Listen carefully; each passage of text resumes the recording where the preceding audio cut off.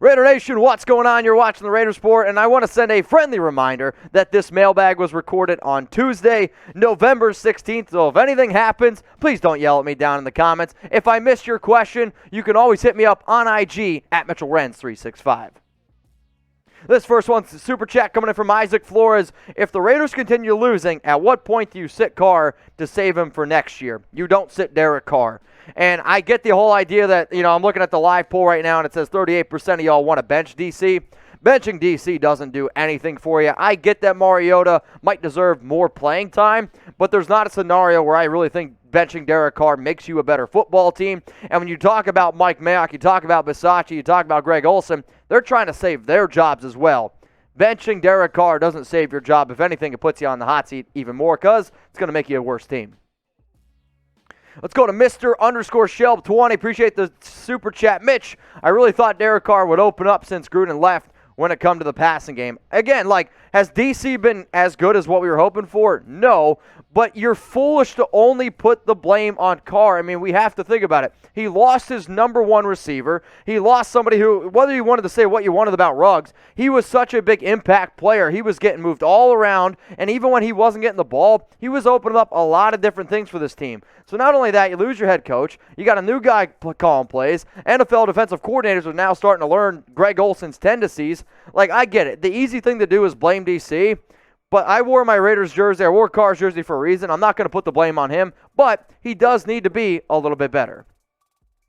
Let's go to E-Maney. Just cut Richie whenever you can. Again, I'm going to disagree with this. I mean, cutting Richie Incognito literally makes no sense to me. He does not taking up a roster spot. He's one of your team captains, and for a young football team, you need leadership right now.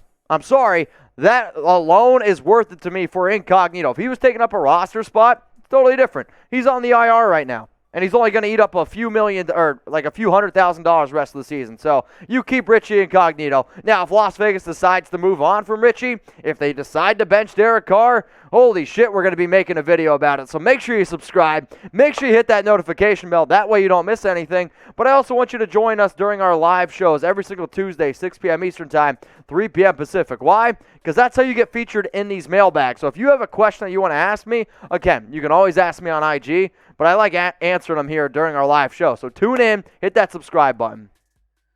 Let's go to Keith Roscoe. Vote for the Just Win Babies. Yes, you guys will actually have 6 days to get your votes in for either the Just Win Babies or the Raider Shields. Like I've mentioned before, my favorite is the Just Win Baby because it's the easiest thing, and I know it's not copyrighted. The Raider Shield literally can't have anything Raiders to do with it. It's only going to look like the Shield because I'm not trying to get my YouTube channel shut down. Let's go to Dr. Doom. So I know I'm way late for this, but what if instead of Chucky heads, you go with Raider heads, the logo minus the shield winner? Yeah, I can't use anything that's like the Raider head. I will not be allowed to do that because YouTube will 100% shut me down. Unfortunately for you, though, yes, you are a little bit late. It's between the Raider shield, which is literally just the Raider outline of the shield, or the Just Win Babies. Armando, you're next up here. It only takes one game to turn the ship around. Let's get this win on Sunday. Love the show. Raider Nation for life. I mean, you're 100% right. I mean, we were literally in this exact same situation after the Bears game, right? We lost to the Chargers. We lost to Chicago. We were 3-2, lost 2 games in a row, and everyone was like, oh my God, here comes the collapse. It's going to be a shit show from here on out. And then what happened? The Raiders bounced back. They won 2 straight games, and then the bye week happened. Are they underdogs? Yes. Cincinnati, though, is also struggling, and I really like the way that the Raiders match up with the Bengals. You just got to come out, be ready to go. If you come away with a win, all the drama starts to slow down just a little bit. Big-time super chat from Radagoff Productions. Man, did anybody in the entire organization even bother to watch the KC film? Are we going to just let guys release scot-free? Well, wait, what does it say? Will flats remain unattended forever? For the love of God, go deep early and often, erg. So I think this is a 2 thing. I did watch the KC film, and I don't know what Gus Bradley was doing from a defensive standpoint. However, I was very unimpressed by his game plan, dropping back guys like Abram, putting, who was it? Dalen Levitt on Travis Kelce. From top to bottom, I did want to put a lot of blame on the Raiders coaching staff, and even on offense. You didn't do much because you didn't take many shots down the field, even though your offense has been blocking a whole lot better. All right, we got Abraham Kennedy with Jacobs always getting hurt and Jalen Richard and Alec Ingold being injured. Thoughts on signing Le'Veon Bell? All right, so for those of you that don't know, on Tuesday, the Baltimore Ravens, they released Le'Veon Bell, and I'm going to be 100% honest with you. I don't like Bell. He's had a good run with the Baltimore Ravens, but I think it speaks volumes, the fact that they are releasing him. And I really think the only reason why he's been halfway decent is because of Lamar Jackson. So I'm just going to stop this right now. Yes, we lost Alec Ingold, and that sucks. Jalen Richard, hopefully he's okay, but there is no way in hell that I want Le'Veon Bell in this locker room. So my answer to this is a big, fat P for pass. But you guys can let me know. Should the Raiders go out and sign Le'Veon Bell? And I can't even believe somebody had the balls to ask it, but that's what I love about the nation. You guys are always asking wild questions to me. S for sign, P for pass. Should the Raiders sign Le'Veon Bell? For me, it's a big old fat P. All right, we got David Takken. You're up here on the Raiders Report. Appreciate you guys watching. If you haven't yet, please go ahead and like the video. What defense showed up Sunday night? Mahomes had all night to throw. So I think it's twofold, right? Mahomes and the Chiefs, they had a perfect game plan, and I'm going to tip my cap because I really think the Chiefs played their best game of the entire season up against the Raiders on Sunday Night Football. The bad news, the Raiders probably played one of their worst games on defense, if not the worst game that I've seen all season. And the defense did not get pressure. Did Max get held a lot? Yes, he absolutely did. I don't know what the NFL was looking at, but you can't sit here and say that it was the NFL officiating because you don't lose 41-14 in the NFL by just officiating alone. The defense didn't show up. LI Raider 312, tired of the fans crying and turning when we lose. My Packer fan brother is always on me. Raider Nation for life, in me, win or lose. I mean, I said this earlier. Raiders win, lose, tie. I mean, it's Raider Nation till I die. And I was really kind of pissed off after my post-game show when everyone was like, oh, the season's over, I'm out, I'm leaving. I mean, guys, you should never leave. Never, ever leave. That's all I'm saying. You're watching here. You're sticking to the show. That's all I got to say. Now, who wants more Raiders videos? Yeah, I think I got you guys' attention. What I want you guys to do is check out Alexa 2-minute drill today. Wait, Mitch, what the heck are you talking about? Well, guess what? We've partnered with Amazon Alexa, and you can watch me and other chat sports analysts break down every single Raiders game. So what you guys are going to see is basically like a 2-minute thing of me giving my 60 seconds of the Raiders side of the matchup, and then for this upcoming week, somebody's going to be talking about the Bengals side of the matchup. Now, how exactly does this whole thing work? It works on Amazon video devices like the Echo Show, which you guys just saw on screen. The 2-minute drill can be watched starting Friday morning, and it actually goes until kickoff. So if you have a Fire TV, you can grab your remote, or you can just verbally just say it like, hey, Alexa, play the Raiders 2-minute drill, and then guess what? You're going to have a picture of me. It's going to be a video of somebody else as well, and we're going to be breaking down the entire game. So again, all you have to say is you can pick up your Fire TV remote, or you can, again, just say it into your Alexa, hey, Alexa, play the Raiders 2-minute drill. It's a 2-minute analysis, me giving my 2 cents of the Raiders game, and then somebody else giving their side of the story. We both have our score prediction. It's a lot of fun, and I'm excited that we got to partner up with Alexa. So please go ahead and check it out. All right, we got another super chat coming on in here from X-Wing.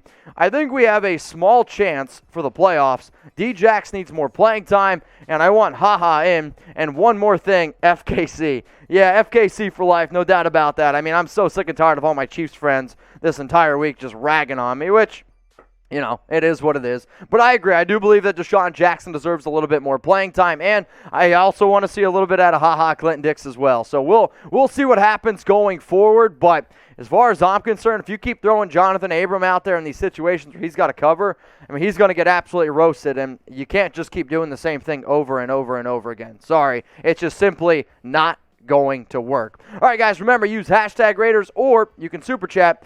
Aaron Caldwell, why the F is Zay Jones getting run? I think you're simply saying, why is Zay Jones maybe playing so much? I don't have a good answer for you. I was actually really blown away that out of all the wide receivers, Zay Jones led the team in snaps. And I get the fact that the Raiders like him. I get the idea that Derek Carr loves how hard they work. But I really think we need to start looking at overall talent. And Zay is a good dude. He works his ass off at practice. But if anybody thinks for a second that Zay Jones is better than Deshaun Jackson, I mean, get the hell out of here. I don't understand that for the life of me. And the fact that he's getting as many snaps as he is, it's simply to me, the Raiders not It's the Raiders picking favorites and the Raiders playing somebody that's working hard in practice instead of putting the better talent out on the field. Jon Gruden did that because he wanted guys out there who he could trust and being Gruden grinders, but yeah, I'm kind of with you. I don't know why Zay's getting so much playing time. Let's go to T-Bone. Will the Raiders bench Derek Carr this season? I hope not personally, because if they do, that means it's just an absolute shit show from here on out. I mean, you know what Marcus Mariota is. Nathan Peterman's also not good at all either. And I know there's a lot of fans out there that don't like DC. Honestly, to those fans, you're probably never going to like Derek Carr, and that's just part of the equation. And I have yet to be able to figure out the whole why certain fans defend Derek Carr as much as they do, and I have yet to figure out why certain fans hate DC as much as they do. I will never understand it. But benching Derek Carr is not the answer, and I will continue to sit up here and say it makes absolutely no sense. But what do you guys think? Will Derek Carr start every game this season? Oh boy. Y for yes, or go ahead and type N for no. If you haven't yet, please go ahead and vote at the live poll. Should the Raiders bench DC? 38% say yes. 62% say no. That is a ridiculously high number. I'm going to go ahead and say yes, Derek Carr is going to start every game this season unless there is an injury. Now, if you want to bet on the Raiders, there is one place to do it and one place only. That's at chatsports.com/Raiders. Make sure you use promo code Raiders125. It's going to get you a 125% deposit bonus. Now, if you want the best betting deal on the internet, that's great, but it's for first-time BetUS users only. We're also going to hook you up with a free Raiders jersey, so like the jersey that I have on, or like the jersey you see over here, we got Derek Carr, Josh Jacobs, Darren Waller, Max Crosby, all in stock, all different sizes and colors in black and white. All you got to do is get started with BetUS by going to chatsports.com/Raiders, deposit at least $100, get $125 for free to bet with, then send me an email, jersey@chatsports.com, with your account number. If you have any questions whatsoever about how to get the free jersey or how to get started with BetUS, again, email me, jersey@chatsports.com. Let's go to Rashimo. I know a lot of people mad at Gruden, but I think he would have had a better game plan against Kansas City. And I know you super chat, and I appreciate that.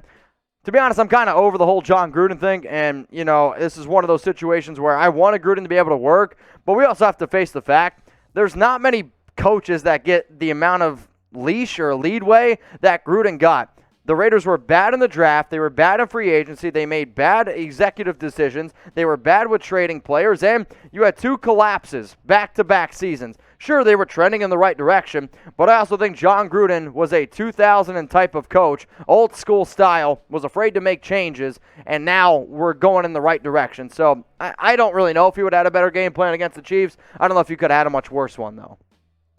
Let's go to Daniel Rodriguez. Gerald McCoy's suspension is up, according to CBS Sports, and is still on IR. Can he be elevated to the active roster, or is he done for the season due to the injury? We all need the help. From what I personally understand, I believe that Gerald McCoy is actually done for the season. Now, I could be wrong on that, but from what I know, I don't think Gerald McCoy is going to be able to come back this season and play.